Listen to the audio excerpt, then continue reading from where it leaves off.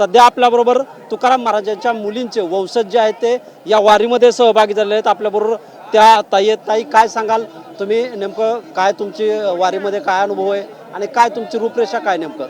आम्ही तुकाराम महाराजांची मुलगी यांची कन्या ती येलवाडीमध्ये दिली आमच्या गाडे घराण्यात। तर आमची तिथून दिंडी निघते, भागीरथी मातेची दिंडी निघते। आम्ही दरवर्षी दिंडीसोबत येतो आणि आम्हाला खूप अनुभव येत नाही का, येताना काही त्रास नाही, जाताना काही त्रास नाही, व्यवस्थित येतो, व्यवस्थित जातो। नक्कीच अजून देखील आपल्याबरोबर माऊली आहेत। माऊली, नेमकं काय दिंडीचं नाव काय, किती दिवसाचा प्रवास आहे, कसा आणि किती दिवसापासून ही वारी करताय? आता मी वारी 3 वर्ष झाले वारी करते नाही का। दिंडी क्रमांक 54 आणि चांगली चालली दिंडी, व्यवस्थित, काही तकलीफ नाही, बाकी काही नाही, एवढंच। किती वर्षापासून वारी असताना नेमकं तुम्ही त्यांचे मुलीचे वंशज आहात, काय नेमकं त्यांचं नाव काय, तुमचं पूर्ण नाव काय? माझं नाव कल्पना संभाजी गाडे आणि भागीरथी माता मालूजी गाडे, हे आमची त्यांच्या वंशातला आहे परंपरा। आणि ज्यावेळेस नाही का महाराज वैकुंठाला गेले ना, 3 दिवसांनी परत आले आमच्या गावात नाही मुलीसाठी।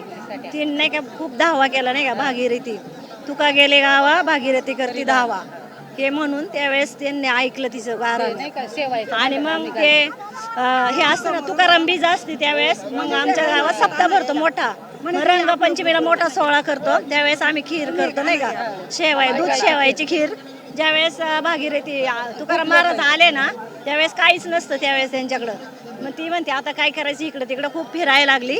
मग गेली, तुकाराम महाराज म्हणले थांब मुली, चरवी घेतली एक तिच्याकडून आणि दगडाच्या नंदीचं दूध काढलं त्यावेळेस, एवढं माहिती आम्हाला। अभंग वगैरे काय ते आहे ना अभंग, आम्हाला एक आणा येतं मस्त घेतो येणं म्हणायचं। शहरात पूजिले दूध नंदीचे काढिले, एवढेच आता बस, ठीक आहे। अजून देखील वारकरी आपल्या बरोबर या ठिकाणी आले होते। तुकाराम महाराजांच्या मुलीचे वंशज जे आहेत ते या दिंडीमध्ये सहभाग होते। त्यांनी जे आहे ते त्यांच्या मुलीचा जो काही अनुभव होता, ते जो काही जुनी कथा होती, ते देखील यावेळी बोलताना आपल्याशी सांगितलेलं आहे। कॅमेरामन विकी चव्हाणसह शीतल कुमार मोठे, TV9 मराठी, अकलूज, सोलापूर।